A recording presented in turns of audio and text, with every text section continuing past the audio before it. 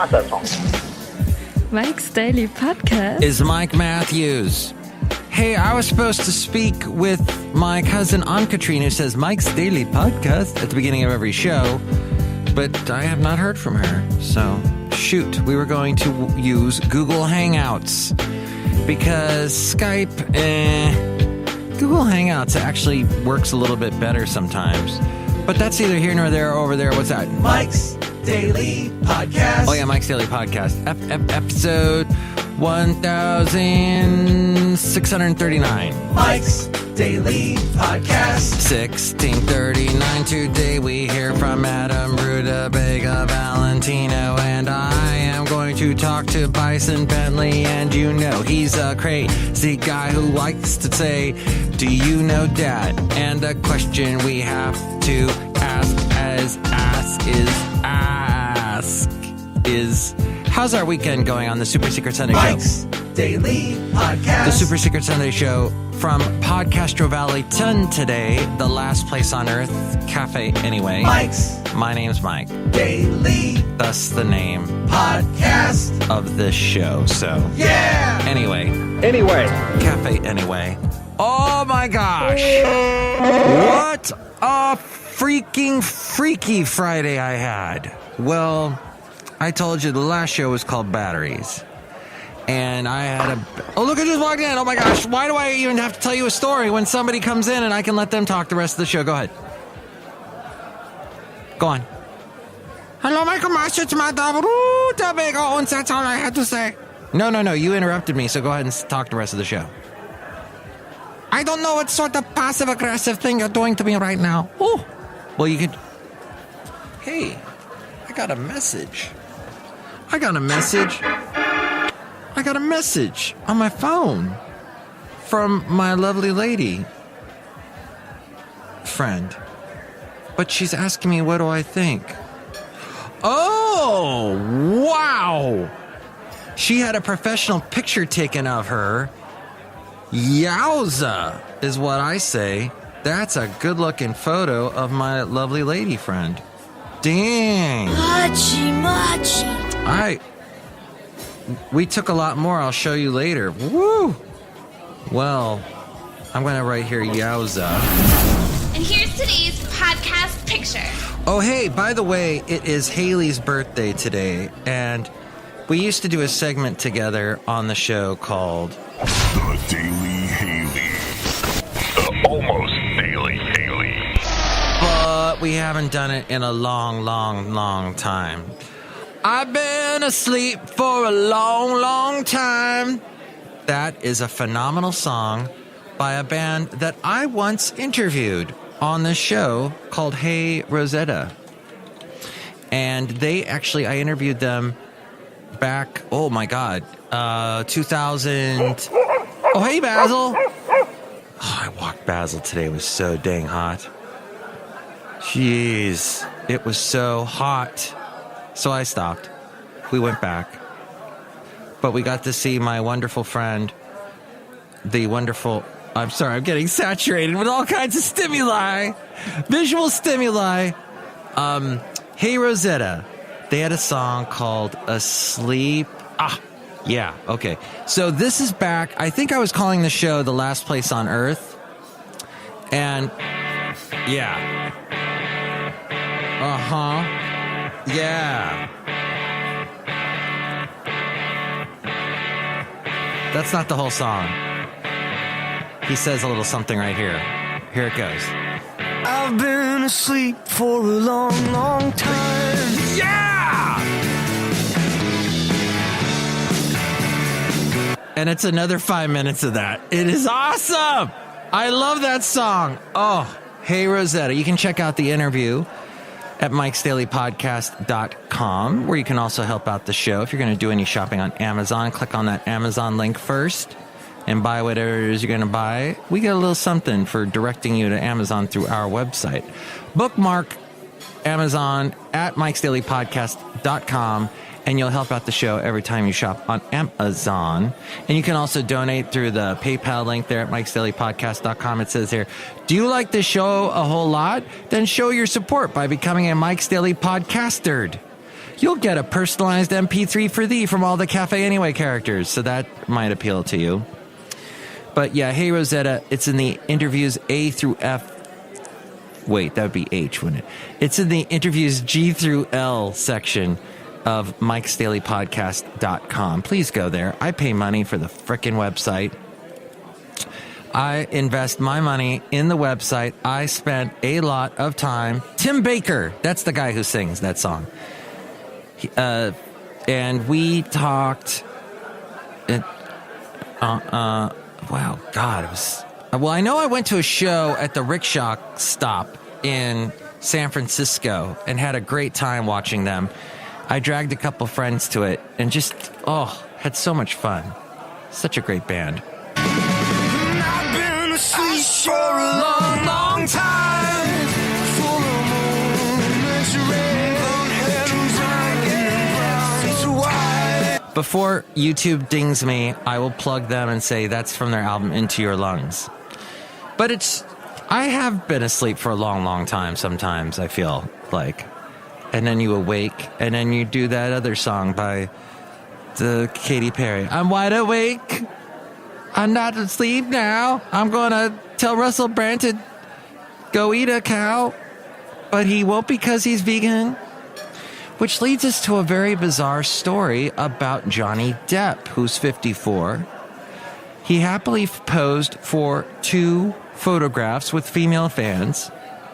This is over on a European tour with his band, the Hollywood Vampires.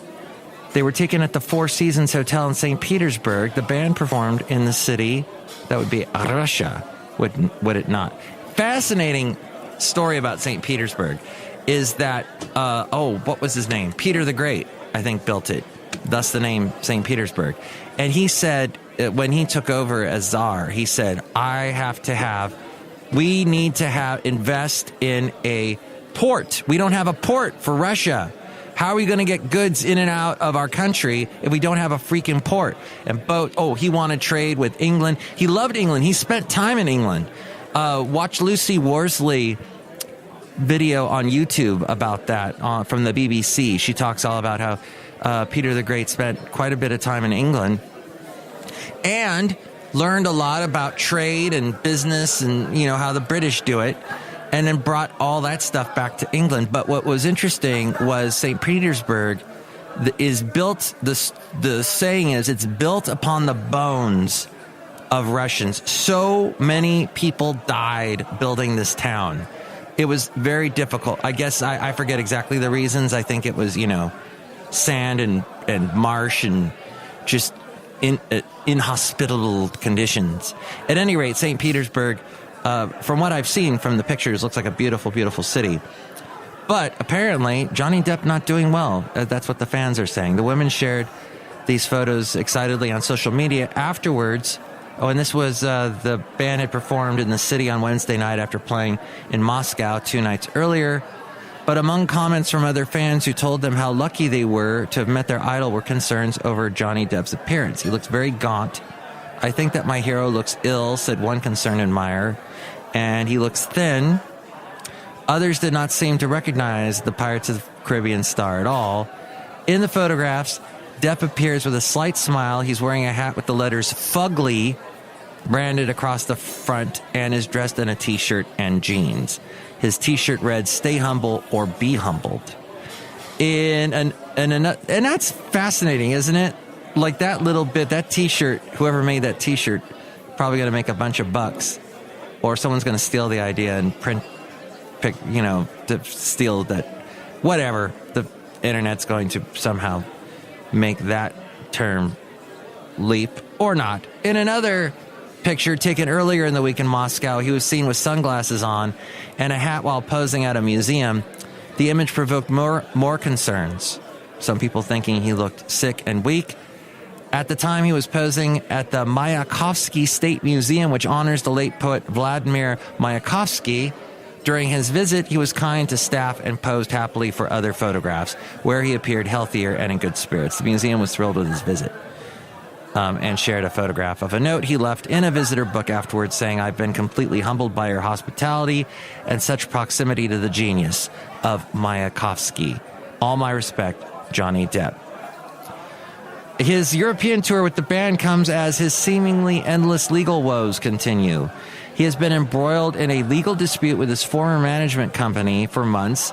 He claims they mismanaged his millions and left him vulnerable, a claim they insist is not true. He is also being sued by former bodyguards who claimed that he forced them to work in a toxic environment at his home and that they sometimes had to act as a babysitter for the star. Some of the men worked for him during his marriage to Amber Heard, which ended in astonishing acrimony and accusations of alcoholism, drug addiction, and domestic abuse. Depp denied her claims of physical abuse, and his daughter and ex-partner Vanessa Paradis spoke out to defend him, insisting it was not true. Heard was given a $7 million divorce settlement after they parted ways, which she donated to charity. This all from the Daily Mail wrote this article. Hey, last night I watched a wonderful movie called The Wrecking Crew. I watched it with my lovely lady friend DT. It was phenomenal, and it pointed out that all those songs, if you're a big 60s, early 70s music junkie, late 50s, early 60s, early 70s music junkie, you have heard these musicians called The Wrecking Crew play, even though you may have thought, no, that was the Byrds that played that song. It was The Wrecking Crew. The song, what was it? Not Turn, Turn, Turn, but the other one, Tambourine Man. That was all The Wrecking Crew playing on that. It wasn't the Byrds. It was Roger McGuinn singing, but and the guys were harmonizing, Chris Hillman and David Crosby, but not. No, wait, David Crosby was with Buffalo Springfield. I forget now. And at Buffalo Springfield, same thing, was The Wrecking Crew. Oh my gosh, the list is endless. The song, the theme to the Pink Panther, Peter Panther. That sounds like a cartoon character that I have just created, Peter Panther. No, I'll probably get sued by Henry Mancini and the whole whoever made that. But at any rate, fascinating movie. Just they played on everything, the monkey stuff, the Beach Boys, because Brian Wilson didn't want to use the guys, his family and his friends from the Beach Boys. He was getting tired of having them in the studio. They were bad studio musicians. So he used studio musicians called The Wrecking Crew to perform. And these guys played on everything. And it's a neat documentary because first it was crowdfunded on Kickstarter. And it was a loving tribute to one of the members of The Wrecking Crew. Temesco? Tommy Temesco is the name that's popping into my head at the moment. His son did it as a tribute to him. Tommy died quite a few years ago now. But yeah, it was a tribute to him, loving tribute to him, and just told the story of what it was like living in Hollywood, living in LA, all the recording studios that were in LA. You drive down Sunset Boulevard, and over there's the House of Blues. Over there used to be the Tower Records. Over there is the Roxy, the Troubadour, the Doors played at the Troubadour. Irene Pena, who's been on the show, played there. In fact, I went to see her perform when she was with a band called Pink Slip. This was back over 10 years ago, probably 15 years ago now. And so Sunset Boulevard, all these recording studios up and down the street. You had Capitol Records, and they were recording there. Just if you love music, if you loved anything, Gary Lewis and the Playboys didn't even play on their albums. That was all The Wrecking Crew. Mamas and Papas, Wrecking Crew played on all their stuff. Crazy. Just the list goes on and on. So we go now to another documentary that you can watch on Netflix. And I canceled my Netflix at the beginning of the year, but then I meet DT, my lovely lady friend, and she's got it. So we're watching it on her Netflix. So dang it, And I was just about to I told Netflix to go take a hike, and suddenly their stock just shot up the day I did it. I thought, I'm the leader of a movement where so many people are leaving Netflix. It is just going through the stratosphere. So what do I know? Don't go to me for investment advice, that's for sure. But Muscle Shoals, which I watched on Netflix a couple years ago, I think it's still on there. It is where they talk about Aretha Franklin, Keith Richards, Mick Jagger, Jimmy Cliff, Steve Winwood. They all performed albums. They worked on music at this place in Muscle Shoals, Florence, Alabama, which was about an hour and a half east, maybe more like an hour west, rather, from Huntsville, Alabama, where I used to live. And just all the list goes on and on and on. I believe the guy who it was about, who ran the actual place, I think he has since passed away. But I mean, Greg Allman performed there. Bono, U2 did that song "Angel of Harlem" there, and "Desire" was recorded there, and just gosh, it's just amazing. So all this, and this is music that goes all the way back to the 60s. When a Man Loves a Woman was recorded there. Percy Sledge? Yeah. It's just amazing. So, I love all those documentaries like that. Very cool. So, I had to deal with Walmart. I had gotten my... Oh, by the way, speaking of Aretha Franklin, she hit number one with R-E-S-P-E-C-T on this date in 1967. Hit number one with her version of Otis Redding's Respect. Otis Redding did a version of it, but Aretha's version became huge. And that whole sock it to me, sock it to me, sock it to me, that's something that Aretha and her sisters came up with. So she added something to what Otis did. But and this is, of course, the year that Otis Redding, 50 years ago, it's the 50-year anniversary that he died in a plane crash, and then his song, Sittin' by the Dock of the Bay, became a huge hit posthumously after and the record company didn't even like the song. I think I would be surprised if one of the Wrecking Crew got on that album, got on that song. They recut it, but keeping, of course, Otis's vocals, and it became a huge hit. So also on this date, 30 years ago, well, not on this, a couple days ago, May 31st, Ronald Reagan and Gorbachev, I can't remember his first name. Oh, well, Reagan and Gorbachev, they had a summit in Moscow. It was the fourth time they met, and it was in Red Square. They walked around, they answered the press's questions, getting questions from English-speaking and Russian-speaking reporters.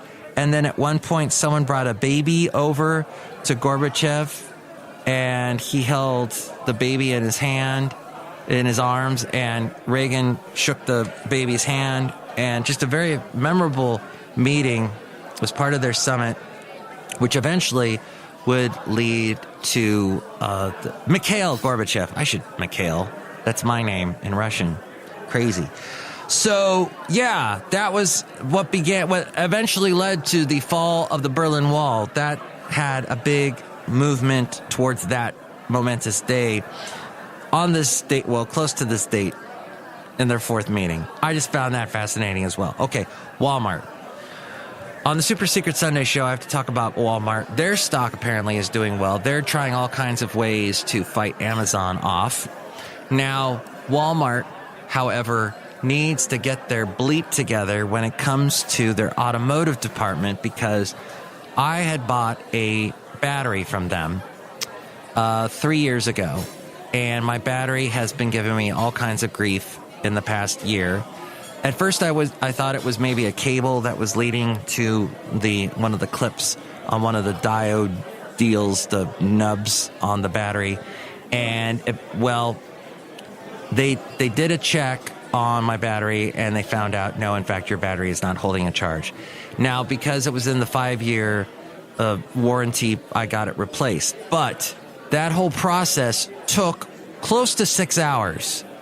I'm not kidding. Friday, I get in my car after I've done the podcast for you on Friday called Batteries. I get into my car, I go to start it, and it wouldn't turn over. So luckily, the wonderful Jarrell from Jarrell Name, who does that segment, Jarrell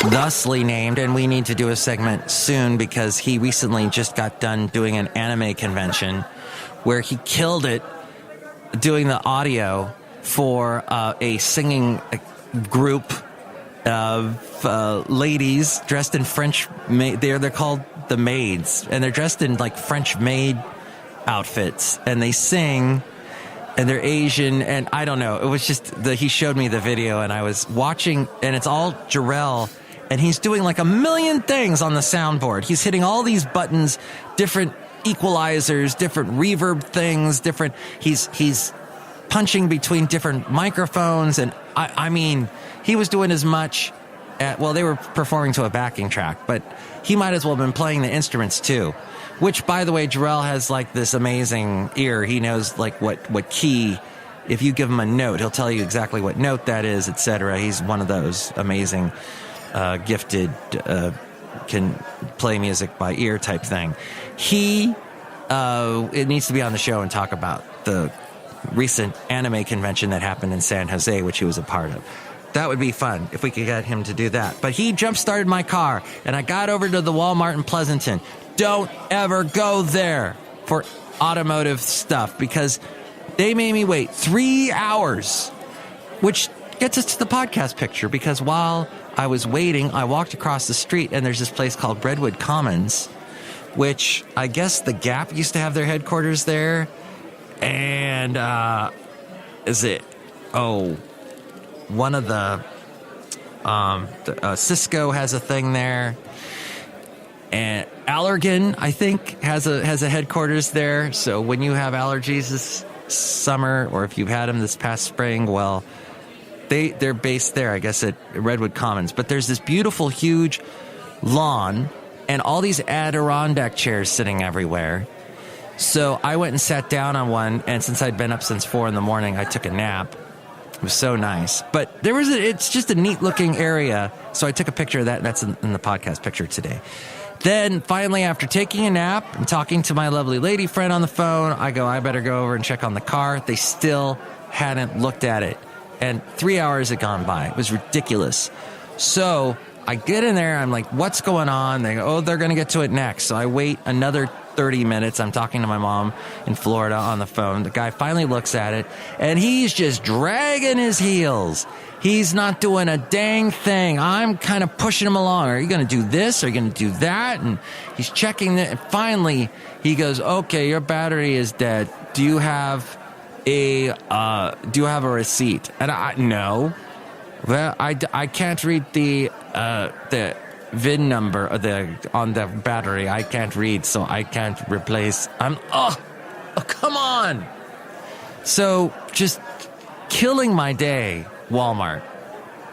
Luckily, I go through my glove compartment. I did have the receipt, so that sped up things a little bit. Well, then they didn't even have the battery. Ugh.